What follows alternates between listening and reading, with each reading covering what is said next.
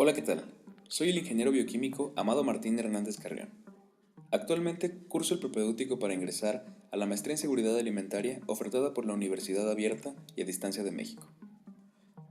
Como parte del curso propedéutico, nos hemos dado la tarea de realizar un anteproyecto. En mi caso, estoy desarrollando el tema Evaluación de la alimentación y los hábitos alimenticios de la generación millennial en México y su relación con el sobrepeso y la obesidad.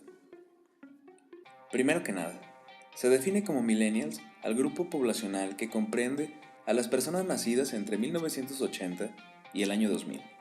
En México, esta generación representa el 43% del total de la población. Se caracterizan, entre muchas otras cosas, por un estilo de vida con altos niveles de estrés, independencia financiera a edades tempranas, uso de recursos digitales en el día a día, gusto por vivir nuevas experiencias, etc. Actualmente, esta generación concentra el poder económico mundial. Por ello, es entendible que muchos de los productos que hoy vemos hayan sido diseñados para ellos y se ajusten a las nuevas reglas sociales, tales como la consolidación del trabajo sin horarios, desde casa, y con bienes y servicios al alcance de una pantalla. Esto ha dado pie al florecimiento y apego de la comida rápida, del consumo cotidiano de bebidas altas en carbohidratos y energetizantes, haciendo que la generación más conectada e informada también presente los datos de sobrepeso y obesidad como nunca en la historia del mundo. En contraparte, una o dos generaciones atrás, se presentaban globalmente datos alarmantes de desnutrición, entonces principal causa de alerta en gobiernos mundiales en materia de seguridad alimentaria, como hoy se puede observar en puntos localizados del mundo. Así, hoy en día estamos viviendo en un planeta de sobrealimentados malnutridos y hambrientos desnutridos.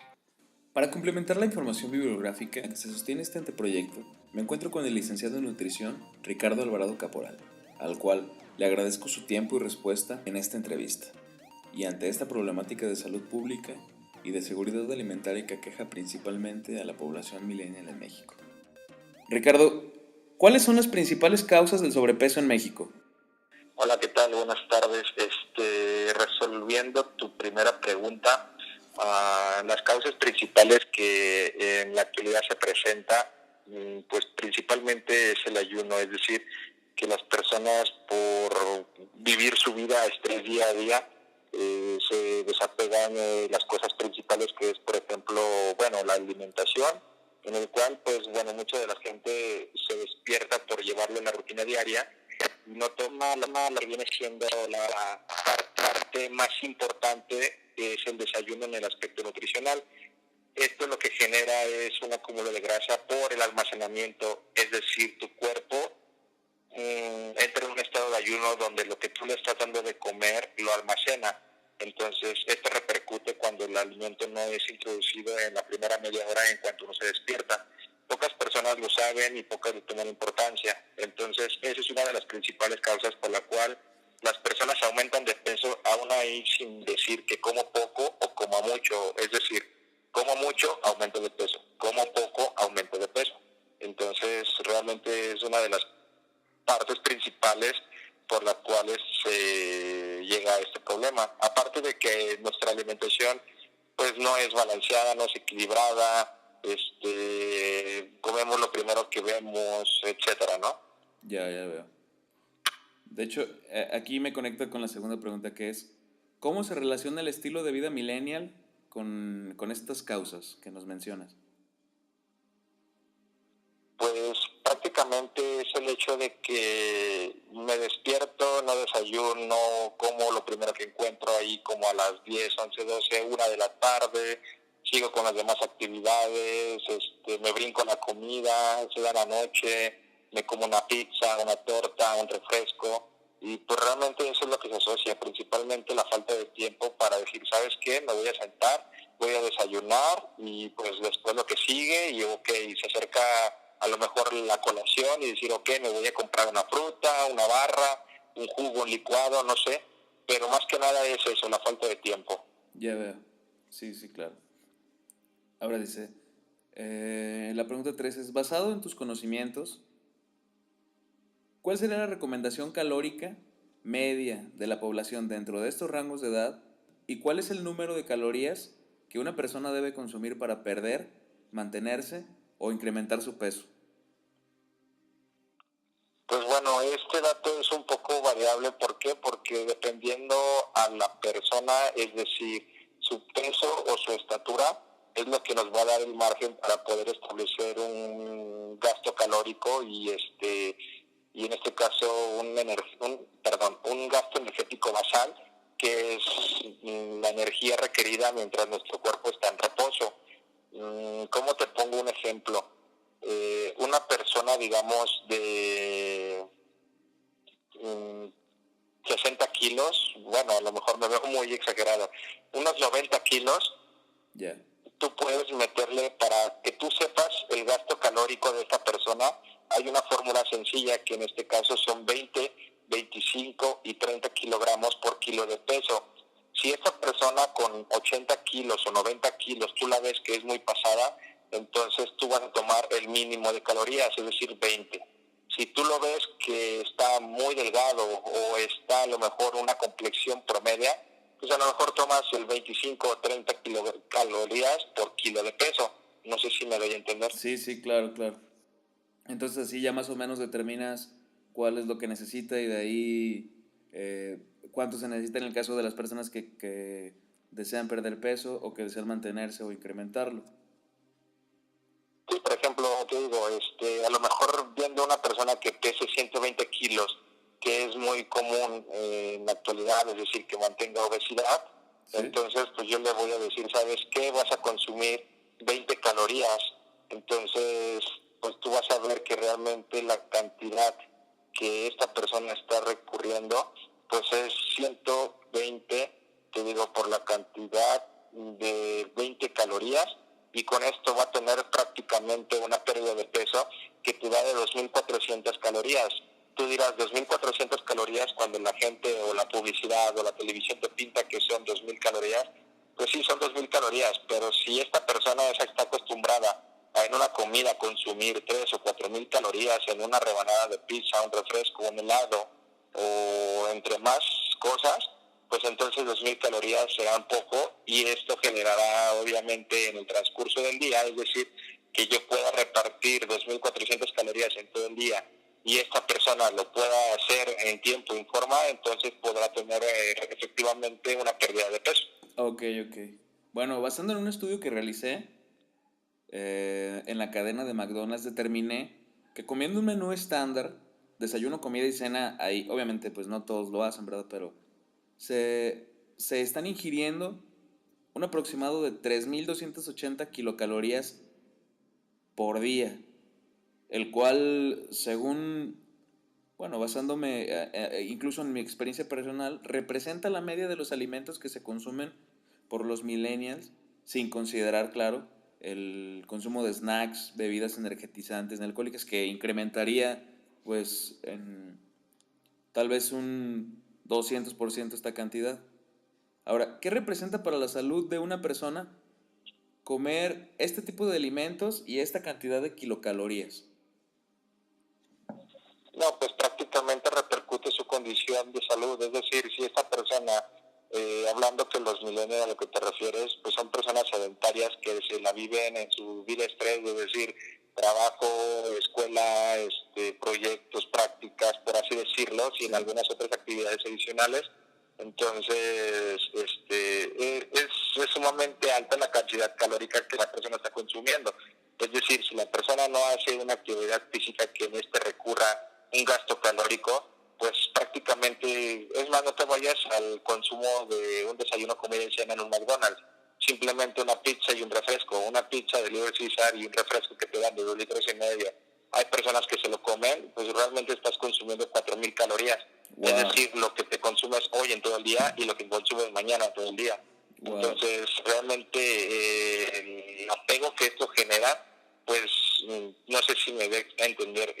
Tú lo puedes relacionar, por ejemplo, una rebanada de pizza, la cantidad calórica que tiene, no te vas a comer 2 kilos de pepino en una sentada, ¿sí me explico? Sí. O sea, es lo que quiero dar a entender. Una Claro. rebanada de pizza a nivel calórico es lo mismo que equivale a 2 kilogramos de pepino, Sí, pero los 2 kilogramos de pepino no te los vas a alcanzar a comer, te vas a llenar por menos calorías. Sí, es una proporción demasiado alta. Ahora, ¿qué puede hacer una persona de esta generación para dejar de formar parte de la estadística del sobrepeso y mantener un ritmo de vida como el que se vive pues hoy en día? Pues más que nada es tener tu día a día organizado, tener tus prioridades y en este caso pues brindar un tiempo para ti. Es decir, en el aspecto personal, te voy a dar un ejemplo conmigo mismo. Yo entro a trabajar a las 8 de la mañana y salgo a las 4:30, pero por el regreso del trabajo donde estoy normalmente y pues bueno, me llegan y estoy esperando a mis pacientes, termino y pues prácticamente ahí está mi día a día. Pero para esto yo trato de procurar un poquito mi condición, es decir, pues me preocupo por mí, porque en este caso pues soy nutriólogo, Claro. y pues bueno, mi tiempo que me doy para mí, para hacer ejercicio, pues realmente es a las 5 de la mañana, me despierto a las 4, me preparo mi desayuno, me voy al gimnasio, y de ahí prácticamente salgo y vuelvo a desayunar, me baño y pues ya estoy llegando a mi trabajo. Entonces realmente solamente es organizar tu tiempo y pues si tus prioridades son cuidarte, pues lo vas a hacer en el momento y en el tiempo que tú tengas disponible. Claro, claro. Ahora, ¿existe alguna diferencia entre los hábitos alimenticios de otros países con bajos índices de sobrepeso como Japón con respecto a México? El estilo de vida que genera otros países es muy diferente al nuestro, y para esto pues hay que tener en cuenta que su ingreso es muy diferente. Es decir, nosotros no sé cuál sea el salario mínimo de aquí de la persona, pero realmente lo que gana no se compara con lo que tienen en otros países, y esto genera que tengan la disposición de alimentos o de variedad. Y aparte de que, bueno, digamos que Japón se va por el consumo que tiene más interno, es decir, no busca importar o exportar productos para ellos, sino generar lo que se tiene dentro. Y pues esto realmente es la base de la alimentación. Pues si generamos una comparación, realmente México, tú en una canasta básica le da prioridad al refresco, a las papas fritas, a carne de puerco. Y si tú lo comparas con alguna otra población de otro país, pues le va a generar primero desde los cereales, que es lo básico, con sus botellones de agua, y pues obviamente esto genera otra tendencia. Tú si comparas a la población asiática con los mexicanos, pues realmente tú ves que todos los asiáticos son de una complexión muy pequeña, sí, o sea, no los compares con los mexicanos, que somos muy obesos. Claro, claro. Entonces te digo, eso da tendencia en primera, pues parte de la economía y parte de que genera lo interno y no busca lo externo. Ya, sí, tienes toda la razón. Ahí influirían un poco tal vez las políticas que maneja el país, ¿verdad? Claro. Ahora, una siguiente pregunta. Según tu experiencia profesional, ¿las políticas que México ha implementado han ayudado a disminuir los índices de obesidad en el país? Como por ejemplo el impuesto a las bebidas azucaradas que hace un par de, un par de meses, años, acaba de entrar en vigor. ¿O tendría que ser más estricto en este apartado, como es en el caso de la restricción de los comerciales para los cigarrillos? No, aquí realmente la población mexicana va a entender que por más que le quieras dar, por más que le quieras poner, que le quieras quitar, no va a ser ningún impedimento recurrir a los alimentos que son de la preferencia de cada uno. Es decir, el IEPS es un impuesto claro que se da en los alimentos por su consumo, por su preparación, por su adquisición, y por realmente tú ves el IVA y ves el IEPS. Entonces a la gente no le preocupa. Tú ves una Coca-Cola de 250 mililitros en 12 pesos y la gente no le importa, ellos la compran. Entonces, en base a medidas, pues se supone que hay una normatividad que es la norma oficial 0860696, que es en el 2010, y esa, por ejemplo, vas a los restaurantes y pues realmente ellos te brindan un menú extenso de comida, pues sí, saludables, con ensaladas, carnes, pechugas empanizadas, o sea, saludables y no saludables. Claro. Entonces, ellos te brindan la información nutrimental en su carta para que tú concientices, pero al final de cuentas tú ves la comida, ves la información nutrimental y no te importa la información nutrimental. Entonces ellos están cumpliendo, pero realmente no está habiendo un castigo para ellos, Claro. sino simplemente lo piden, yo lo veo y pues estoy consciente que me voy a comer algo que engorda, nada más. Ya. Y tal vez sería prudente el utilizar, no sé, como algún tipo de restricción personal. Y más que nada yo lo vería así como multan a los señores que van vendiendo con sus carritos de tamales en la vía pública, pues realmente hacer una reforma donde te quite y no permita el acceso de esa comida chatarra a las primarias, secundarias, kinder inclusive, y empezar a fomentar a lo mejor dejar a los alumnos consumir sus comidas, por ejemplo, en la universidad. No todos los permiten generar sus comidas a tiempo, es decir, uno como estudiante, pues, en ese momento, pues uno que trata de llevar su plan de alimentación, el mismo maestro te dice, no comas en clase. Claro. Entonces, pues digo, se supone que nos estás fomentando para concientizar la salud, para poder brindar, y tú me dices que no lo debo hacer, entonces pues hay que comenzar por ahí, ¿no? Es cierto, es cierto. La siguiente pregunta dice, bueno, en el contexto de que existen marcas de productos que se comercializan en prácticamente todo el mundo, el caso concreto de la Coca-Cola, McDonald's, etcétera. ¿En México existe alguna restricción para la comercialización de alimentos o las empresas son libres de vender cualquiera que sea su producto? No, eso no es impedimento, realmente pues son monopolios que genera la Pepsi o PepsiCo, la Coca-Cola, Marinela, o sea, realmente, te doy un ejemplo, si yo aquí en casa comienzo a generar una cajeta casera, pues lo único que me van a solicitar es que tenga valor nutrimental e información nutrimental para poderla comercializar, de ahí en más no regula nada. Ya veo, ya veo. Y bueno, sí, pues esto a lo mejor mencioné las empresas grandes, pero pues en las empresas más pequeñas, pues menos, ¿verdad? Exacto. Bueno, ahora, ¿podría crearse una dieta a base de alimentos conseguidos en establecimientos de comida rápida que satisfagan los requerimientos nutricionales y mantengan un rango aceptable del aporte calórico o de plano no se puede? No, yo estoy ahí en que no, realmente no se puede. ¿Por qué? Porque pues tú vas a un establecimiento y no va a manejar el proceso del alimento como debe. Es decir, él está manejando un alimento para procesarlo a granel, a grandes producciones. Entonces él no te va a decir, ¿sabes qué? No le voy a poner aceite, al contrario. A un kilo de arroz que está haciendo la persona, digamos, una cenaduría para todo el día, pues no te lo va a hacer sin aceite, al contrario, él te va a poner aceite a lo mejor hasta de cártamo, que es el más común y que más te va a promover a la obesidad. Entonces, y aunque tú le pidas una pechuga de pollo asada, ¿por qué? Porque en el comal donde te la va a poner, pues tiene aceite, grasas de otras cosas que está haciendo. Entonces, sin aceite no va a ser. Entonces, para que eso pueda repercutir algo saludable, tiene que hacerlo desde en casa. Ya veo, ya veo.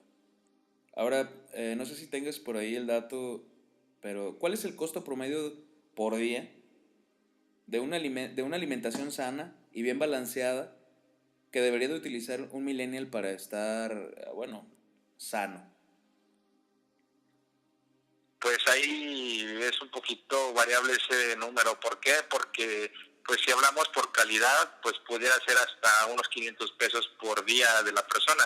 Es decir, si le quieres poner pollo, res, pescado, y dentro del pescado le quieres poner salmón, y dentro de las verduras le quieres poner espárragos, ensalada, calabaza, arroz, pasta, leche de soya. Te digo, ahí varía porque pues sí se puede ir elevado el presupuesto, pero así como puede serse elevado, bien puede llevar el precio mínimo y mantener una alimentación con fruta de temporada, arroz, frijoles y nopales, y eso no te toma más de 50 o 60 pesos diarios por persona. Wow, es muy interesante ese dato. Porque bueno, la comida rápida pues es rápida, no es nutritiva y pues la verdad es que barata no es. No, a veces te ocupa más dinero comprar dos gorditas que hacerte un sándwich en tu casa. Es decir, tú compras dos gorditas, desconozco en cuánto estén ahorita, pero pues que te gustará 50 pesos con dos gorditas y tu refresco. Y pues con 50 pesos yo puedo comprarme dos naranjas, dos manzanas, dos plátanos, un yogur, un litro de leche. Entonces a eso voy a que probablemente la cantidad es diferente y pues la calidad también. Claro, claro. Ahora, hablando de esto, de este aspecto de la calidad, dice, a pesar de tener una alimentación entre comillas, mejor, más balanceada y tener una vida más activa, en el caso concreto de algunas personas, ¿verdad? ¿Por qué parece que es más complicado bajar de peso o mantenerse en un peso ideal en relación con nuestros papás o abuelos cuando tenían este rango de edad? Pues simplemente pues los pesticidas, los anabólicos que utilizan para acelerar el proceso de la carne de los animales, para las conservaciones de los productos naturales. No tendría un dato muy certero, pero pues sí juegan un papel importante en el organismo. Es decir, que pues anteriormente no te generaba el cáncer a temprana edad, no sufrías de infartos a temprana edad. Entonces todo lo que nos está propiciando los productos al consumo, es decir, por la rapidez, por generar más producto para la población, pues entonces pudiera relacionarse un poquito con ello, es decir, ocupo más cosecha para toda la población, pues voy a acelerar su proceso con a lo mejor hormonas o pesticidas. Y pues en este caso la carne, ocupo más carne de res, de las vacas o de los borregos o de lo que tú quieras, y pues voy a inyectarles clenbuterol, anabólicos, para que me dé más carne más rápido. Claro. Entonces podría relacionarse, yo creo que por ahí. Bien, de hecho, mira, esta es la última pregunta y a ver qué tal, qué te parece. Dice, en países con leyes más restrictivas en materia alimenticia, el millennial se alimenta de la misma manera que aquí en México, pero presenta menos datos de sobrepeso. ¿Crees que está asociado a eso, a cómo cultivamos los alimentos, cómo los, cómo los obtenemos en forma primaria? Pues te digo, es un dato que a lo mejor sí no te conoceré muy bien, pero pues siempre hay que buscar el origen de las cosas. Entonces, si realmente las cosas las regamos con aguas tratadas, si aceleramos su proceso mediante químicos, fármacos en la cuestión de los animales, pues es por lógico que va a tener una repercusión en nuestro organismo. Y si esto lo estamos llevando de generación tras generación, pues estamos tratando de dar margen a que nuestras generaciones futuras pues van a tener padecimientos o van a darle margen a que generen obesidad a temprana edad, es decir, que nazcan bebés macrosómicos pesando a lo mejor 14, 15 kilos, es decir, tú dices, wow, pero de verdad hay casos. Entonces, ¿por qué? Porque eso no vendrían siendo anteriormente a nuestros antepasados.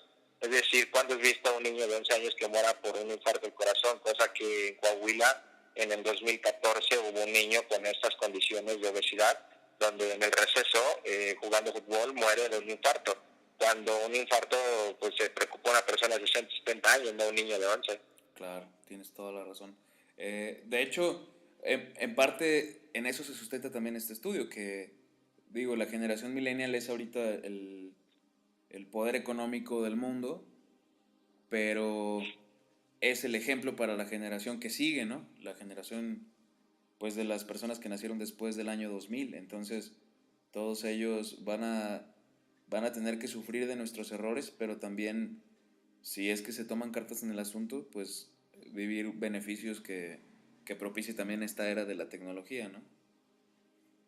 Sí, claro. Por último, licenciado Ricardo, ¿alguna recomendación que quieras dejarnos? Pues más que nada concientizar a la gente que no tenemos de tener un padecimiento para decir voy al médico, sino hay muchas cosas que se pueden prevenir desde la nutrición. Es decir, pues yo como especialista de nutrición pues tengo que ver por el lado de mi carrera. Es decir, padecimientos como el cáncer, como la obesidad, como la hipertensión, como el colesterol, como la arteriosclerosis, la simple gripa, la simple tos, pues se pueden prevenir teniendo una alimentación correcta desde en casa, y pues realmente te la puedes llevar sin necesidad de acudir al médico, más que va por chequeo 2 veces al año, pero nada de que pues ya me dio gripa y pues con fármacos, ya me dio tos y con fármacos, ya me da la cabeza y un fármaco. Siempre hay que ver la raíz, y pues para esto hay muchas cosas que se pueden prevenir desde la nutrición, y pues la gente no lo toma en cuenta. Entonces a mí me gustaría invitar a la gente pues a que se cheque, más que en cuestiones médicas, pues primero cuidarse por sí mismo y pues llevar a cabo medidas que tomen en cuenta la nutrición, porque una buena nutrición pues será la buena medicina. Perfecto. Pues en verdad muchísimas gracias por tu tiempo, te agradezco personalmente por la respuesta que tuviste para con este proyecto y pues nada, muchísimas gracias, esperamos seguir contando con tu apoyo en, en procesos que seguramente nos va a llevar este proyecto. Poco a poco vamos descubriendo más cosas. Muchísimas gracias, licenciado en nutrición Ricardo Alvarado.